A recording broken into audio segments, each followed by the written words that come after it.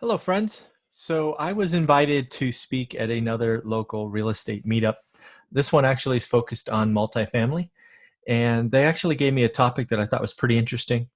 It's actually a new topic that I have not been asked to speak on before. So I thought I would, of course, build it and then record this dry run and sort of share it with you. Do me a favor, if you are involved in a real estate meetup in California, maybe Nevada, Oregon, things of that nature, and you're looking for an experienced buy and hold speaker who likes to give back, or if maybe you want to do a webinar where we can potentially speak to hundreds, if not thousands, of individuals, please reach out. I want to get the one rental at a time message and story out to more and more people. And in order to do that, I would love to partner or whatever you call it, cross populate things. So if you happen to have a group or a webinar or any of those kinds of activities, let me know. My email will be at the end, but I'll leave it here. It's mzuber@onerental@a-time. So without further ado, always hit that like button, leave comments, and please, please, please subscribe. But let's go ahead and share the dry run of the presentation. Okay, let me move this out of the way. Okay, as I mentioned, was brought up, and this was the title: Learn the Right Time to Sell a Building. This is an appropriate time. I do believe, and I've shared many, many times on this channel, that I think multifamilies and the bigger is better crowd is making it really hard to make good purchases today. So I thought this was a very creative topic suggested, and I was happy to take on the challenge. Because most of the time with real estate meetups, they want to talk about buying. Very few flip the script and say, okay, when do you get out? So I thought it was a very, very cool topic to try to think about. So one of the things I like to do is always start with 5 uncomfortable truths that we must appreciate and recognize. And these uncomfortable truths are obviously focused on buildings in this case, but I thought we would start there. A little bit about the speaker, just so the audience knows. I don't think I've spoken to this group before, so I thought I would give them a little thing. Things to consider, or things I consider when selling, because we have sold some buildings here recently and wanted to share what we're thinking about. This should say greatest half-truth, so I'm going to make that change just real quick. Greatest half-truth that I hear today, because I think it's potentially dangerous, and a little bit about how to follow us and things of that nature. So pretty solid presentation. Let's get started. So the first one is investors have 10-year memories in a market that have 12 to 15-year cycles. This quote has been used lots of different times, but basically this just goes to highlight that their market cycle is real. Either a new batch of investors come in right at the wrong time, or whatnot. But another way of saying this is we're destined to repeat our mistakes. And I think this is true, right? I invested all the way up through the last crash, saw the collapse, and now we're coming back, and I see some of the same traits, just in a different asset class than last time. The herd mentality is real, feels good, but often has a horrible ending. Every time I sort of think about this one, I just think about all the, cattle or whatever you want to call it, running together, and they're all in a big mass, and then they run off a cliff or whatever, because the herd mentality is real, man. I mean, geez, I remember it vividly back in 07, 08, and I could see it now in a particular asset class, and I'm afraid it could and likely will have a bad ending. Higher occupancy rates in a down economy can lead to huge losses. And this is kind of a half-truth. I probably have to reword this one. The half-truth is high occupancy rates in a down economy are true, but unfortunately, it can lead to huge losses. So I might clean that quote up, but it does get the point across. Basically, as you'll see on one of my closing slides, what will happen in a down economy is your occupancies in C-class apartments will go up, But unfortunately, in order for that to happen, you're going to lose 20 to 30% of your existing tenants have huge turnover losses or turnover costs causing losses. So that's interesting. The last 5 years have made everyone a real estate genius. Think about that, right? The last 5 years have been pretty cool. It's kind of like the Bitcoin thing. But in reality, a fair number of them are crooks who will break the law to keep returns high. We're already starting to see this, and the economy hasn't even turned, where relatively quote unquote experienced investors have been caught doctoring returns and taking money from Paul to pay Peter, and better yet, called a Ponzi scheme. I think this is going to happen in a great number of instances as we move forward, and we won't know for sure until it gets really bad, which is probably 2 to 3 years out. And then lastly, you make or lose money when you buy, right? Think about that, right? It's a common saying in real estate, you make your money when you buy, but you can also lock in your losses if you buy at the wrong time. And, it may feel good to buy at the peak, but you're signing up for a long hold at a minimum. So story in a single slide. Lots of you on this channel have heard this, but again, I had a wake-up call on my 30th birthday.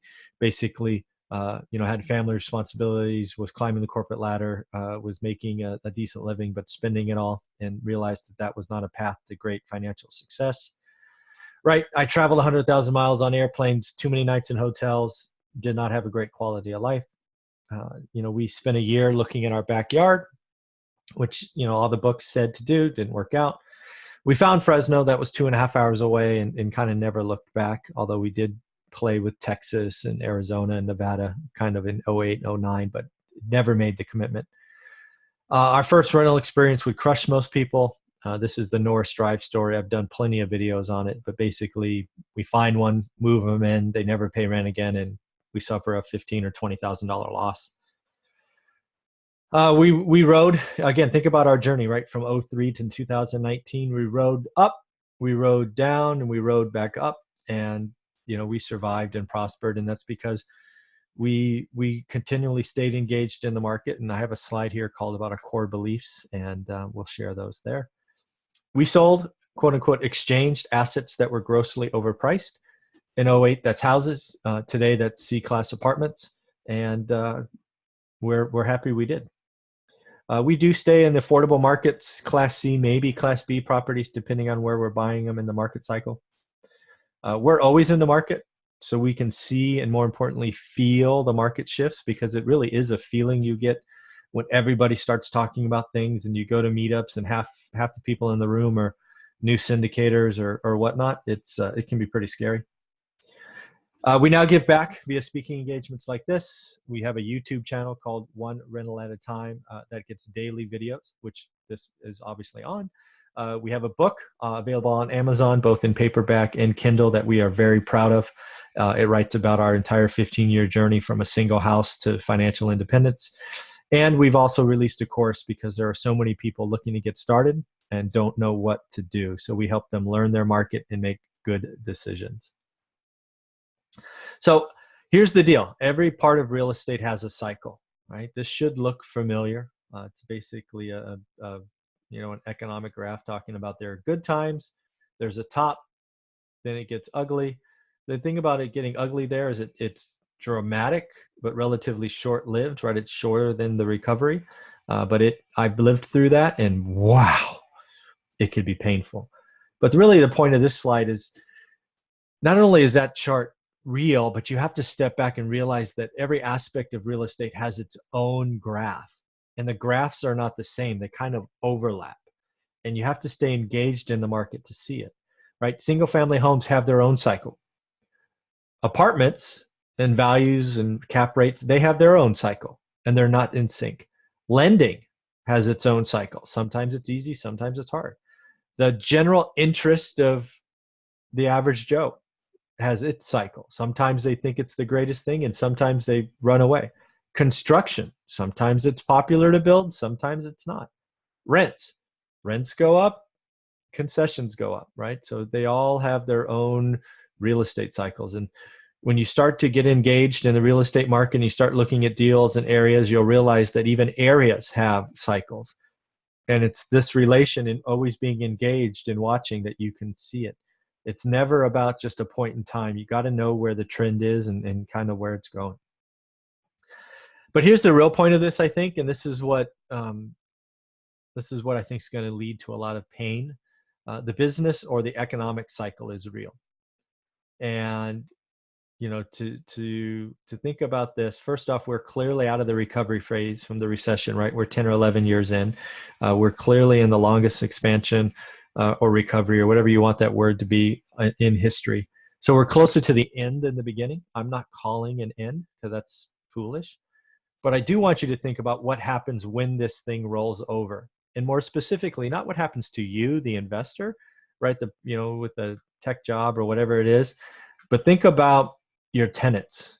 What happens to employment, right? If unemployment goes from 4 to 8. Think some of your tenants might lose their jobs. How many of your tenants today are dual income? How many of them you think might lose one of their jobs? What happens to their income? Right? Incomes in good times, right? Unemployment, they're probably getting raises, changing jobs, all of that. But what happens when, the downturn happens? I've read some scary statistic that less than 10% of Americans have more than 10 grand accessible in the bank. I'm not, what would that mean if it was just renters, right? What percent of renters have less than 10 grand in the bank that can survive a prolonged unemployment? This is what you have to appreciate, because it might feel really good to say you've got a 100-unit building or whatever. But if you're buying it at the wrong time with price for perfection, things can get ugly fast. So here's a greatest half-truth I hear today. Value-add Class C apartment buildings in the Midwest or South are the safest place to be when the economy goes into recession. The story goes, occupancy will go up and you will print cash flow every month. Have you heard or been pitched this? Right? Lots of people, I've heard it. I'm sure lots of people in the room will have heard it. But this is what will happen. And again, this is from a gentleman or a person who's owned this stuff. First off, that's why I call it a half-truth. Your occupancy will go up. Right? We had record occupancy as the market rolled over in our apartment buildings. Unfortunately, what happens first is you lose about a third of your tenants, right? Because as the market's going great, everybody has a job, people are paying their rent, but the market rolls over. The tenants that you currently have don't have the financial cushion to have, a month or 2 months of unemployment. So those tenants are going to lose their jobs. Some will leave on their own, right? They'll move in with family, they'll leave the state, whatever. But many of them, my experience says about half, will force you to evict them because they see it as getting a month or two of free rent. Then you're going to be hit with huge make-ready or unit turns in a very short period of times as your turnovers skyrocket. So we had record occupancy during our downturn, the last one, kind of think 09 and 10, but we still lost a lot of money. It's because of those tenant turnovers where we basically took a set of tenants and they moved out and had to downsize, and we moved a new set of tenants in. So again, yes, occupancy goes up, but unfortunately we lost money because turnovers are what kills a landlord. And I'm afraid this is going to happen over and over again. And when you're buying a building and it's priced for perfection, this is going to hurt. So here's some investing quotes that I thought were interesting. This one from Jeffrey Gundlach. I think passive investing and robo-advisors are going to exacerbate problems in a market because it is hurting behavior. Right, that whole passive investing thing, right? I see a lot of that. I can't tell you how many syndication opportunities I get in my inbox these days about people promising great returns. Just give me 100 grand. I'm nervous. I'm very nervous. The 4 most dangerous words in investing is this time is different. It's different. I'm already hearing that. And I hear that a lot about Class C apartment buildings. There seems to be an unwritten rule with investing. If you don't understand it, then put your life savings into it. Peter Lynch. Rule number 1, don't lose money. Rule number 2, don't forget rule number 1. Good old Warren Buffett. And I think we'd all be remiss if we don't, look at these. So here's some core beliefs, again, related to when to sell a building. I think you must stay engaged in your market. You can't just, plod along once a year or look every 3 or 4 years and try to figure it out. You've got to be engaged for a while. It's what I talk about when I teach my students.